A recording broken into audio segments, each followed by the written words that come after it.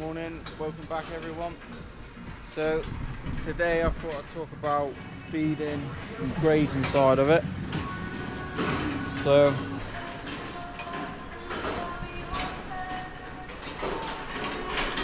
first thing in the morning when we come out, you know, check the cows and robots, whatever, and then we'll put some feed out along here. At the moment we're putting 3 bales along here and 2 up in the old feed passage. So the cows can graze at night between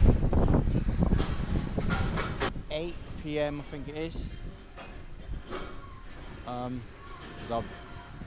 I've been adjusting it a few times. I think it's 8 PM they can go to the bee grazing, which means they can graze at night. So at night, these gates aren't set up properly yet. I've got 2 gates to go across there, bit of railing there, and another 2 gates. So then this is the bee grazing gate, so they come out of here and go down there. At the minute we just put these gates across and a bit of string. So they come down here, go down this track and out to the left. That's where they go at night. That's the bee grazing. So they can graze from 8 PM to 5 AM I think it is. Obviously on a nice night they're out a fair bit of that, but on a rainy night they don't even look to go out really. They might go out for a couple of hours and come back in again. We got to get feeding done by 8 AM because that's when they can start coming out again. So 8 AM is the A grazing through to 6 PM till 9 PM. They can't come out again. They've got to catch up on the robot. Same in the morning, 2 or 3 hours where they can catch up. But we need an hour to put the feed in anyway. When it's all set up properly. This is the A gate, that's the B gate. So there'll be gates down there to separate that. And then this is the A. They come out here. And then you just pick what paddock they're going to. So we just rotate the paddocks. There's one paddock there. So we'll put this fencer across there. And they'll just go straight up there. That's one paddock. And obviously the bales are kept up here, so that's why we need to shut the cows back. Obviously we've had to work around what we've already got here. So then, yeah, that's one paddock down there, and then they can come up here. We don't have very many acres around the farm. I just like to see them out grazing, or just getting out in the sunshine when the sun is shining. It just started to rain. Clean their feet off or whatever. So that's another paddock kale in here, because even though it's not very many acres around here, we've had loads of grass this year. It's a bit damper ground anyway, so it grows better than dry ground. So I've put in put in kale in this piece. So I'm gonna, when this is ready, I'm gonna strip graze this. I'll put this in to try and, so at the end of the summer then I can still keep them out a bit longer if I want to. Yeah, it just makes it easier. So you can just strip graze this, you know, even if they come out, fill themselves up on that, go back in, and lie down, it's saving on silage. It's keeping that silage for the winter months. You never know how long the winter's going to be, especially like last year. Winter went on forever and we ended up buying silage, so we've made plenty of silage this year, but I'm trying to extend the grazing season.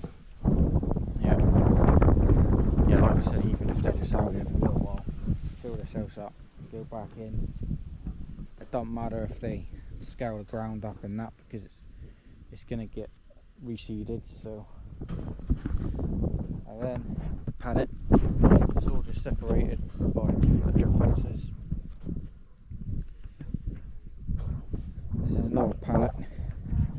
I'm actually going to plough this one as well. As you can see, I want to plough this one. I'll plough this one in autumn, then again put in kale, ready for the spring, so then hopefully I can get them out early in the spring again to ease back silage. The one where the kale is, they come up the track and in that gateway. That's all the PM grazing. So that's where they go night times. They don't go anywhere else but there. Another paddock in there, goes down over. This is the new track we done last year. Full of grazing. Put all these paddocks in, and you see grass everywhere. They're just not keeping on top of it. I was told I'd never be able to carry on grazing with robots. I haven't got enough acres, but I am grazing. I'm obviously still feeding them silage, so I'm not just trying to do it on grazing. The way I look at it, if I kept them in, I'd be feeding them silage all the time, so I can still carry on feeding them silage and grazing around this small amount of acres. It's going to be no different to me. These fields aren't really cutting ground anyway. They've always been grazing. We've always grazed the cows. This is where the cows used to go night times with the parlour. They used to go across the road during the day, but obviously we can't do that with the robots. So yeah, that's the paddock at the start. At the beginning I actually strip grazed this one, then shut that one off and strip graze this, shut that one off, strip graze the top, and then I just left it as paddocks. Then I've only got temporary wires in this field at the minute. Water trough here, so they've got access from the track. There's a water trough down there, there's another one there. I want to put a water trough in each paddock. As you can see, they're not eating it down tight. But I never need to collect any cows. They're always in. They come out. They'll start coming out in a minute actually. This is yesterday, so I'll just put that on a cross. That one's shut off now. This is where they're going today.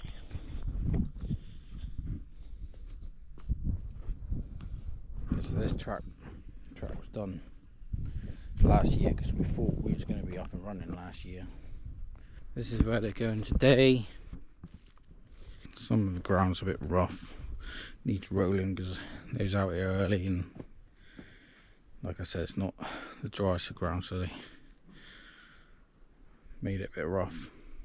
That's where they're grazing today. That's where they'll be going tomorrow. The entrance is down there.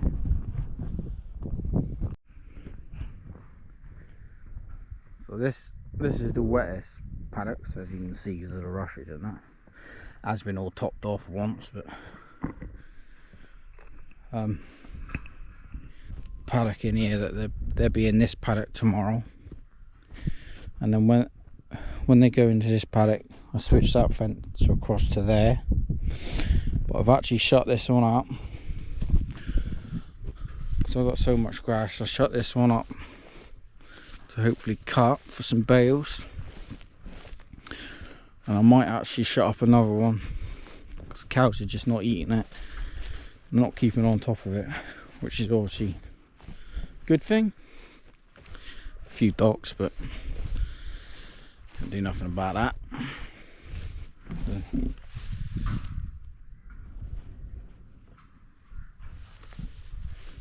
Shut this one up, so yeah,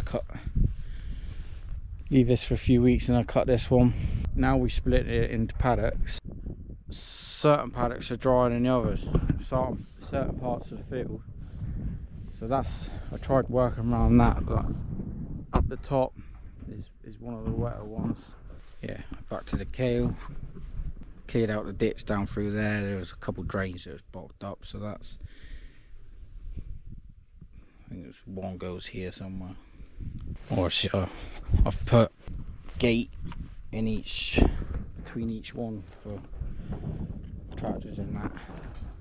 First one's down there, then it goes as you go up the field. They get further that way because that's the driest part of the field. There's no point putting one of these over there. Yes, this is the kale. Going nicely. Broadcasted this with the fertiliser spreader. Kale's pretty cheap. Yeah, piled up the grass, cultivated it, broadcasted some kale. Just get them out, especially if the sun's on their back. Then clean their feet off. When the grazeway opens at 8 o'clock, they're ready to come out. Even though they've just come out from the sheds, they got water troughs and that in there. They still like to go to this water trough.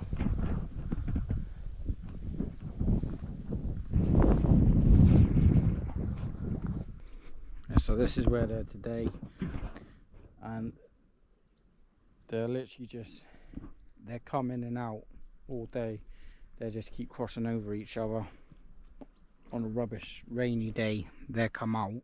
They'll only stay out for a couple hours and they'll be back in the shed.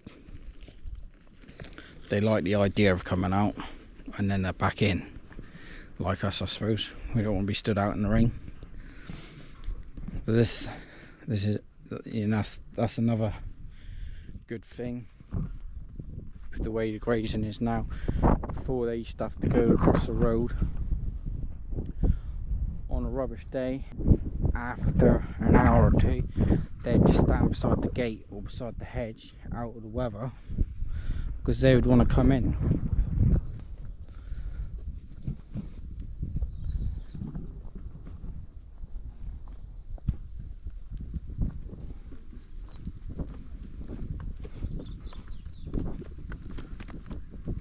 Another thing with grazing at the beginning of the year, when it was all young lush grass, found where there was too much grass, they didn't want to come in.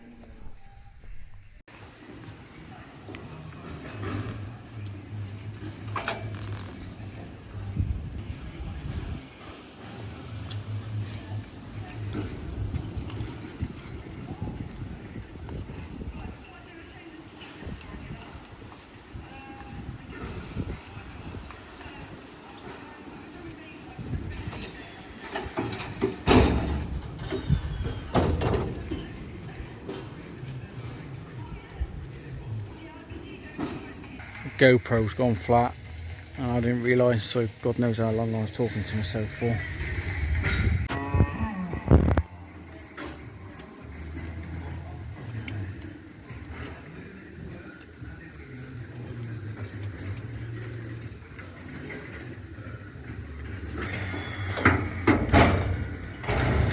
No, that one's not. That one's not allowed in, so it direct. It directs it back in. It's a bit awkward because we need to use the same track to get the bales. To start with, we was letting the cows out with no silage here, but then if you go to get the bales too early, they hear the tractor and they all come back from the paddocks and here ready to be silaged. The best way was when the graze way doesn't let them out in the morning, so the time that they're in there, that gives us a window to put the bales in, shut all the gates up, ready for 8 o'clock for them to then go in and out as they please.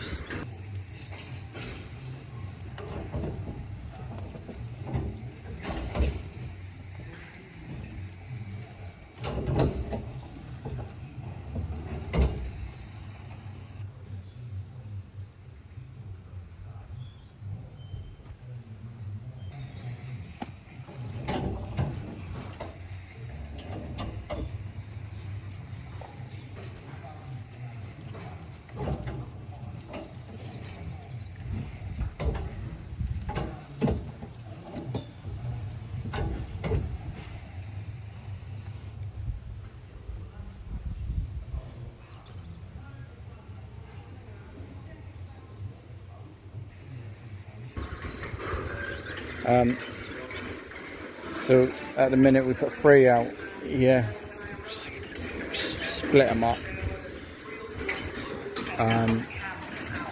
so then we'll push it up about, well, just after dinner. Then we'll push it up, and then we'll push it up, push up the rest last thing at night when we've done all our other jobs and that, and then in the morning it's all clear.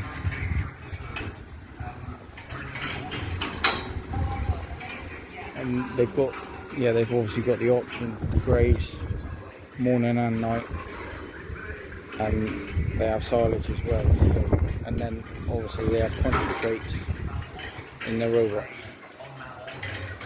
We found that it's easier to feed them in the morning than it was to try and put it in 4 or 5 o'clock in the evening. Just if you're out baling or whatnot, you don't want to feed in cows. Thought we might have to feed that sort of time to tempt them back in, but they just literally come in and on their own.